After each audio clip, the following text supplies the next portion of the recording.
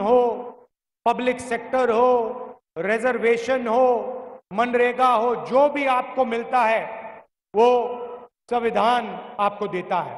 ఈ దేశ వనరులైనటువంటి ఈ దేశ ప్రజలకు దక్కుతున్న ప్రతి సౌకర్యం అది జంగల్ జమీన్ నీరు గాని భూమి గాని మీ హక్కులు గాని మీ ఉద్యోగాలు గాని ప్రతి ఒక్కటి ఈ భారత రాజ్యాంగం ద్వారా ఈ దేశ ప్రజలకు అందుతున్నాయి।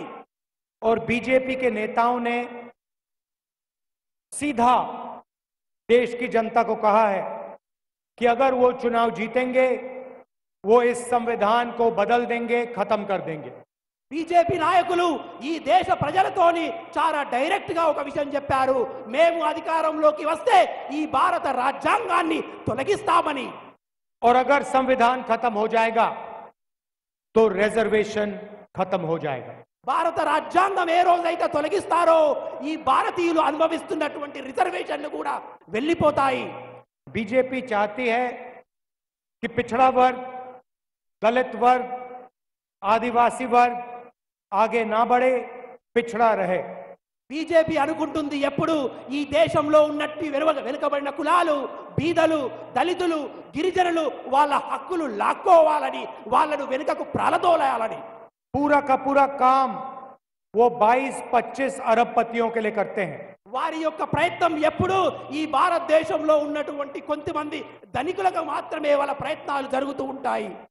22-25 लोगों का नरेंद्र मोदी जी ने 16 लाख करोड़ रुपया कर्जा माफ किया है।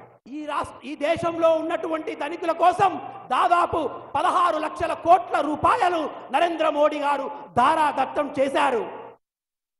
16 लाख करोड़ रुपए मतलब 24 साल का मनरेगा का पैसा नरेंद्र मोदी जी ने 22 लोगों को दिया।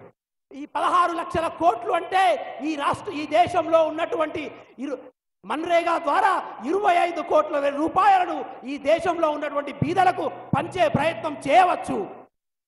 हम मनरेगा लागू करते हैं, प्रेस वाले कहते हैं देखो मजदूरों की आदत खराब कर रहे हैं।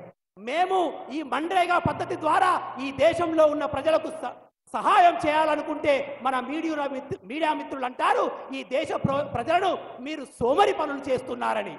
हम किसानों का कर्जा माफ करते हैं, मीडिया वाले कहते हैं, बीजेपी वाले कहते हैं देखो किसानों की आदत खराब कर रहे हैं। మేము రైతుల యొక్క రుణమాఫీ చేయాలనుకుంటే నా మీడియా సోదరులు అంటారు రైతులకు వీళ్ళు ద్రోహం చేస్తున్నారు, రైతులను వీళ్ళు సోమరి పనులు చేస్తున్నారు అని అంటారు। मगर नरेंद्र मोदी 16 लाख करोड़ रुपए अरबपतियों का कर्जा माफ करते हैं, मीडिया कहती है देखो विकास हो रहा है। కానీ ఈ మీడియా మిత్రులు మాత్రం ఈ దేశంలో ఉన్నటువంటి ధనికులకు 16 లక్షల కోట్లను మాఫీ చేస్తే చూడండి ప్రగతి జరుగుతుంది అని ఈ మీడియా మిత్రులు అంటారు। आज 22 लोगों के पास उतना ही पैसा है जितना 70 करोड़ हिंदुस्तानियों के पास है। ఈ రోజు కొంతమంది ఉన్నటువంటి ధనికుల దగ్గర మొత్తం డబ్బంతా కేవలం ఈ దేశంలో ఉన్నటువంటి 130 కోట్ల ధనికుల బీదల దగ్గర ఉన్న డబ్బుతో సమానం। तो ये कांग्रेस पार्टी बदलने जा रही है। ఇదే కాంగ్రెస్ పార్టీ మార్చాలని అనుకుంటుంది। तेलंगाना में हमने आपको गारंटीज दी थी, उनको हमने पूरा करके दिखाया। తెలంగాణ ప్రజలకు మేము గ్యారెంటీలు ఇచ్చాము, అవి పూర్తి చేసి చూయించాము।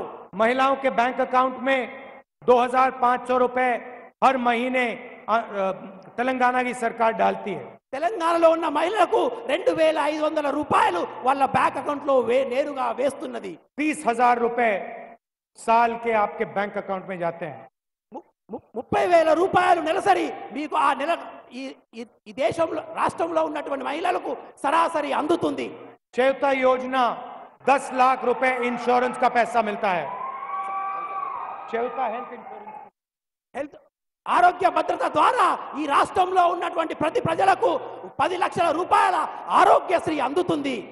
गैस सिलेंडर हमने 500 रुपए का कर दिया। గ్యాస్ సిలిండర్ 500 రూపాయలకే మేము తెలంగాణలో అందిస్తున్నాము। 200 यूनिट बिजली फ्री में देते हैं। 200 యూనిట్ల ఉచిత విద్యుత్తును రాష్ట్ర ప్రజలకు అందిస్తున్నాము।